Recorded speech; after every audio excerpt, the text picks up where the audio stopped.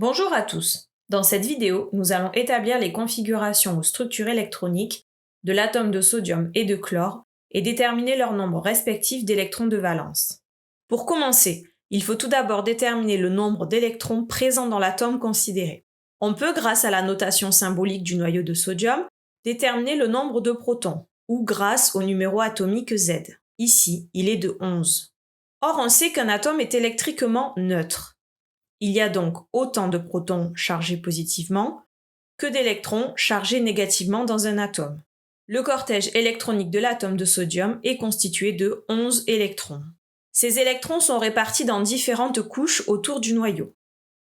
Il faut se rappeler que les sous-couches de type S peuvent accueillir au maximum 2 électrons, tandis que les sous-couches de type P peuvent en accueillir 6 au maximum.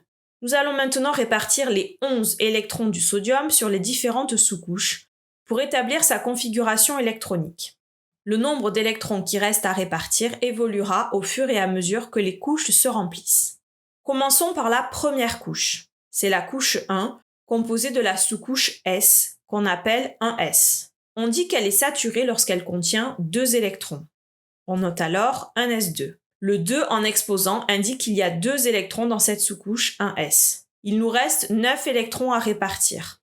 On passe à la couche suivante, la couche 2, qui est composée de 2 sous-couches, 2s et 2p. On sature d'abord la sous-couche 2s, avec 2 électrons. On note donc 2s2. Il nous reste 7 électrons à répartir.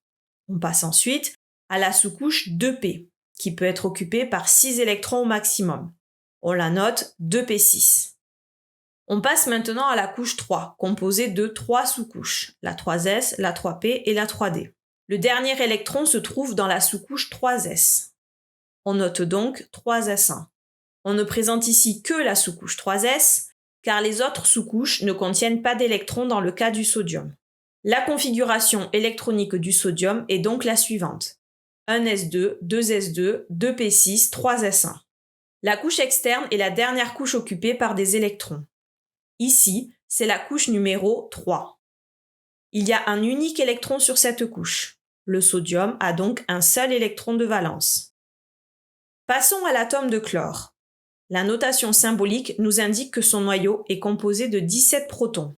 Le cortège électronique de cet atome est donc constitué de 17 électrons. Il est essentiel de remplir les sous-couches dans l'ordre 1s, 2s, 2p, 3s, 3p.